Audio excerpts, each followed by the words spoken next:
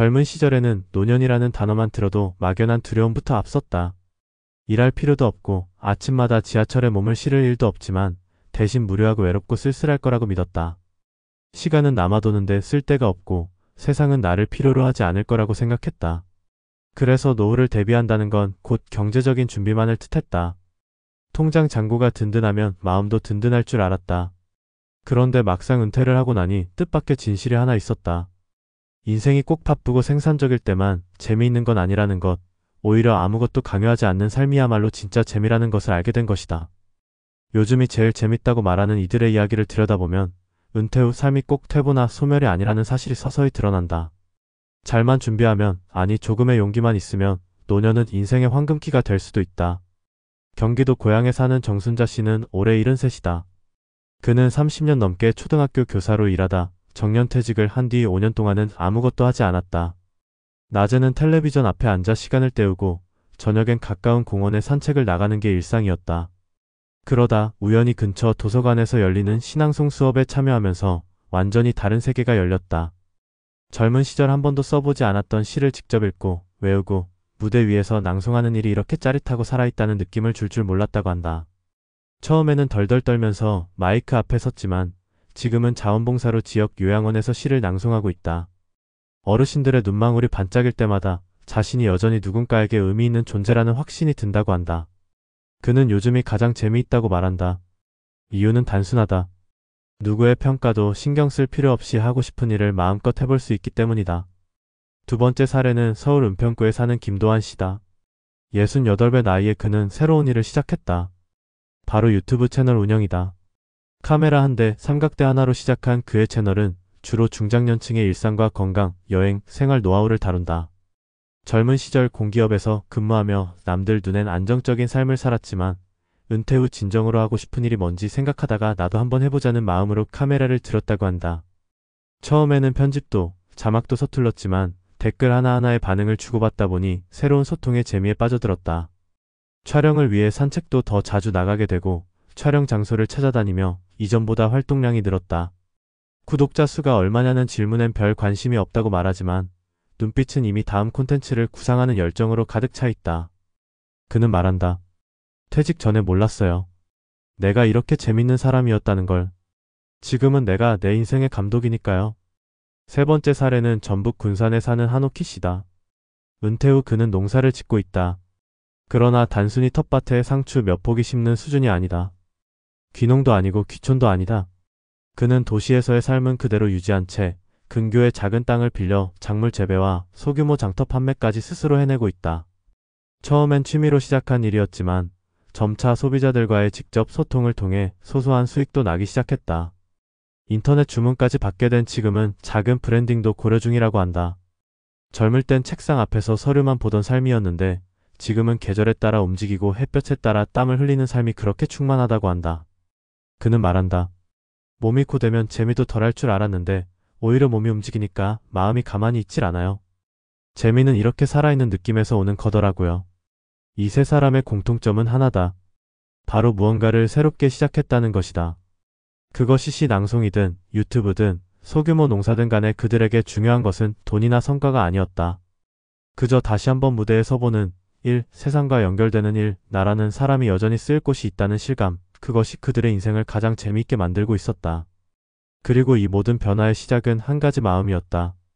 나는 아직 끝나지 않았다. 은퇴 후의 삶은 누구에게나 생소하다. 너무 긴 자유는 때로 막막함을 안겨준다. 하지만 이 막막함을 새로운 가능성으로 바꾸는 사람들도 분명 존재한다. 그들에게 노년은 심심한 시간이 아니다. 되려 세상과 다시 만나는 통로이며 젊을 때 놓쳤던 자기 자신과의 만남이기도 하다. 젊은 시절은 어딘가에 소속되어야 했고 누군가의 기준에 맞춰 살아야 했다. 하지만 노년은 그럴 필요가 없다. 오히려 그것이야말로 인생에서 가장 자유로운 순간일 수 있다. 물론 경제적인 준비는 여전히 중요하다.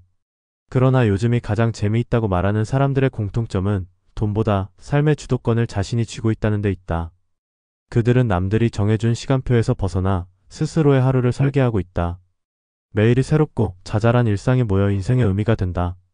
결국 노년이 지루하고 외로울 거라는 믿음은 준비하지 않은 사람들의 이야기일지 모른다. 잘 준비한 노후는 다시 한번 살아보는 기회가 된다. 인생 2막, 아니 3막의 주인공으로서 무대에 서는 그 짜릿한 감각을 아는 사람만이 말할 수 있다. 지금이 제일 재밌다고. 노년이 가장 재미있다는 말 처음 들으면 약간 의심이 들 수도 있다. 하지만 은퇴 후 삶을 제대로 준비하고 받아들이면 이 말은 결코 과장이 아니다. 많은 사람들이 노후를 준비할 때 돈과 건강만을 이야기한다. 물론 그 두 가지가 중요하지 않다는 건 아니다. 그러나 진짜 중요한 건 삶의 방향성과 그 속에서 느끼는 의미다. 다시 말해 하루하루를 어떻게 채우느냐, 내가 지금 무엇에 기뻐하고 있는가가 노년을 결정한다는 얘기다. 나는 이 주제를 수년간 연구해왔고 수많은 사례를 만나면서 확신하게 됐다. 진짜 즐거운 노후를 사는 사람들은 경제적인 안정성만큼이나 자신이 좋아하는 일을 지속하고 있다는 공통점이 있었다. 돈도 중요하지만 그보다 더 큰 건 자율성이다. 더 이상 상사의 눈치를 보지 않아도 되고 누군가의 승인 없이도 내 하루를 설계할 수 있다는 점. 바로 그 자유에서 재미가 시작된다. 정년퇴직 이후를 생각해보자. 일단 가장 큰 변화는 아침에 일어나야 할 이유가 없다는 점이다. 직장인이었을 때는 알람 소리에 맞춰 억지로 눈을 떴지만 은퇴 이후엔 달라진다. 처음엔 좋다. 하지만 그 시간이 길어지면 허무감이 밀려온다. 그런 감정을 느끼는 건 나약해서가 아니라 자연스러운 일이다. 우리는 수십 년 동안 타인의 기대와 사회의 요구에 따라 움직여왔기 때문이다. 갑자기 멈추면 당연히 혼란스러운 법이다. 그래서 중요한 건 멈춘 이후의 삶을 어떻게 설계하느냐다. 그 설계가 의무가 아니라 선택일 때 비로소 진짜 즐거움이 생긴다. 최근에는 노후의 재미를 찾기 위해 새로운 도전을 하는 시니어들이 늘고 있다. 이전까지만 해도 이 시기의 대표 키워드는 고요함이나 휴식이었다. 그러나 지금은 다르다. 움직이고 배우고 도전하는 시기로 바뀌고 있다. 특히 자기 주도적인 배움이나 활동을 택하는 사람이 많아졌다. 과거처럼 자식 뒷바라지나 손주 돌봄에 모든 에너지를 쏟지 않고 자신의 삶을 돌아보는 사람들이 늘어나고 있는 것이다. 이런 변화를 만들어내는데 가장 큰 역할을 하는 건 작은 성취감이다. 시 낭송을 배우고 무대에 오르는 것, 유튜브 채널을 시작하고 첫 댓글을 받는 것, 텃밭에서 키운 채소를 시장에 내놓고 누군가가 그것을 사가는 것. 이런 경험은 비록 크지 않지만 사람을 살게 만든다. 은퇴 전에는 성과나 실적, 승진처럼 거대한 목표를 쫓았다면 은퇴 후엔 사소하지만 나만의 의미를 가지는 성취가 필요하다. 이런 성취가 쌓이면 자존감도 따라 올라가고 삶의 만족도도 높아진다.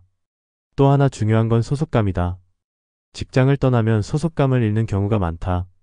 하지만 소속감은 직장이 아니라 관계 속에서 생긴다. 지역 모임, 봉사단체, 동호회, 온라인 커뮤니티 등 나와 관심사가 비슷한 사람들과 연결되면 다시금 사회와 이어지는 느낌을 받을 수 있다. 연결의 감각은 삶의 활력을 만들어내는 핵심 요소다. 특히 혼자 사는 노인의 경우 이 연결은 건강만큼이나 중요한 생존 요인이 되기도 한다. 실제로 지역 커뮤니티 활동에 참여하는 노년층은 그렇지 않은 이들보다 우울감과 인지기능 저하가 현저히 낮은 것으로 조사된 바 있다. 은퇴 이후의 삶에서 재미를 느끼는 사람들은 공통적으로 자신을 여전히 진행형으로 여긴다. 끝났다고 생각하지 않고 새로운 챕터가 시작됐다고 생각한다. 바로 이 인식의 차이가 삶을 갈라놓는다. 나는 이제 늙었다는 생각은 스스로를 가두는 일이다. 오히려 이제야 진짜 나를 위한 시간을 가질 수 있다는 생각이 변화의 시작이다. 그 변화는 처음엔 작지만 점차 삶 전체를 바꾼다. 물론 이 과정이 늘 순탄한 건 아니다. 가족의 반대나 체력의 한계, 경제적인 제약도 분명 존재한다. 하지만 그런 현실을 핑계로 아무것도 하지 않는다면 그 삶은 점점 작아질 수밖에 없다. 중요한 건 시작이고 한 발자국만 내디뎌보는 용기다. 앞서 소개한 3명의 사례처럼 모두 처음엔 망설였다. 자신이 잘할 수 있을지 확신도 없었다. 그러나 그들은 한 가지 공통된 말을 한다. 그래도 해보길 잘했다고. 이 말이 던지는 울림은 크다. 무엇이든 해보는 삶과 그저 기다리는 삶은 전혀 다르다. 은퇴 후의 인생은 기다리는 시간이 아니다. 오히려 가장 적극적으로 선택하고 주도하고 결정할 수 있는 시간이다. 이제는 남을 위해서가 아니라 나를 위해 살아갈 수 있는 시기다. 이 시기를 제대로 즐기기 위해서는 자신이 어떤 삶을 원하는지부터 묻고 답해야 한다. 지금까지 우리는 은퇴란 끝이라고 배워왔다. 하지만 나는 단언한다. 은퇴는 끝이 아니라 전환이다. 젊었을 땐 몰랐던 새로운 재미가 시작되는 지점이다. 그러기 위해선 준비가 필요하다. 돈도 건강도 물론 준비해야겠지만 그보다 더 중요한 건 마음가짐이다. 지금도 늦지 않았다. 오늘부터라도 나를 위한 계획을 다시 세워보자. 재미는 멀리 있는 게 아니라 내 안에 준비되어 있는지도 모른다. 단지 꺼내 쓰지 않았을 뿐이다. 진짜 재미는 아무 의무 없이 좋아하는 걸 하는 데서 나온다. 그 순간들이 쌓여 어느 날 문득 나도 모르게 이렇게 말하게 될 것이다. 요즘이 제일 재밌다고. 그 말이 진심이 되는 날이 반드시 온다. 노년은 심심한 시기가 아니라 오히려 지금이야말로 인생이 주는 가장 큰 자유를 누릴 수 있는 찬스다. 늦게 피는 꽃이 더 진하다는 말처럼 이 시기의 재미는 젊은 날의 열정보다 훨씬 묵직하고 깊다. 그 사실을 받아들이는 순간 노년은 더 이상 두려움의 대상이 아니다. 새로운 출발의 이름이 된다.